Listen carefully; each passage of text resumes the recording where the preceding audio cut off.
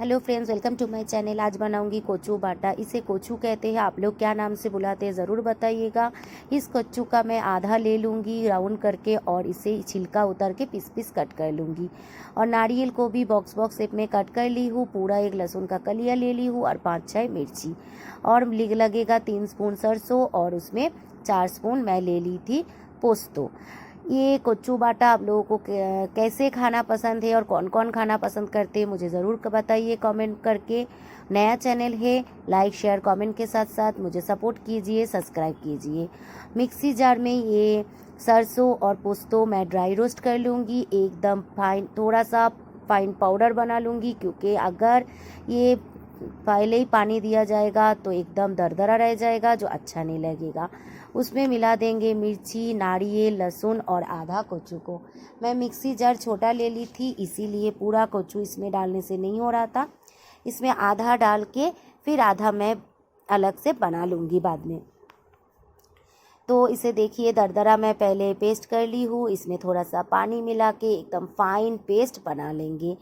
Fine paste बना के ये जो फाइन पेस्ट बनेगा, ऐसे ही आप ऊपर से सरसों का तेल डाल के कच्चा ही नमक के साथ गरम गरम चावल के साथ खा सकते हैं।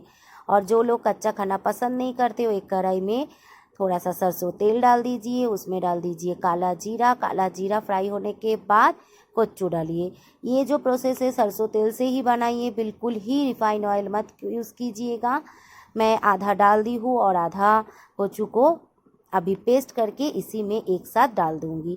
इसमें और कुछ ज़्यादा मसाले का ज़रूरत नहीं है, इसमें सिर्फ चाहिए स्वाद अनुसार नमक और हल्दी डाल के इसे धीरे धीरे एकदम धीमी आंच में पकाते रहिए।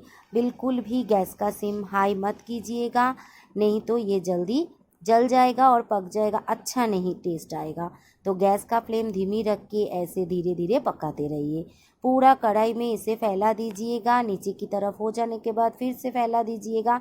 ऐसे करते करते देखिएगा अपने आप फ्राई होते रहा है और कलर भी चेंज होता जाएगा। मिर्ची मैं 5-6 ली थी, आप लोग चाहे तो ज़्यादा कम कर सकते हैं। तो इसमें थोड़ा सा फ्राई होने के बाद मैं मिला दूंगी शक्कर। देखिए नीचे से लाल हो रहा है, ऐसे मिला दीजिए फिर फैला दीजिए। ऐसे करते करते आपका बस 10 से 15 मिनट लगेगा इसे फ्राई करने में, तो ऐसे फ्राई हो जाएगा। तो इसमें मिला दूंगी शक्कर मिलाने से कोचू का जो टेस्ट है वो बढ़िया आता है। और जिन्हें बिल्कुल ही शक्कर पसंद नहीं है वो स्किप कर सकते हैं। तो ऑलमोस्ट हमारा कोचू फ्राई हो चुका है। इसमें मिला देंगे सरसों का तेल। ऐसे सरसों का तेल मिला के बनाएंगे तो जो कच्चू का जो टेस्ट है वो दुगना होता है।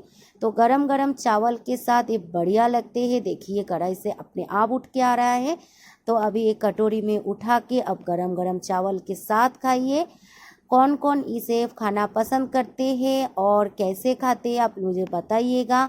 अच्छा लगे तो लाइक शेयर कमेंट करना मत भूलिएगा। थैंक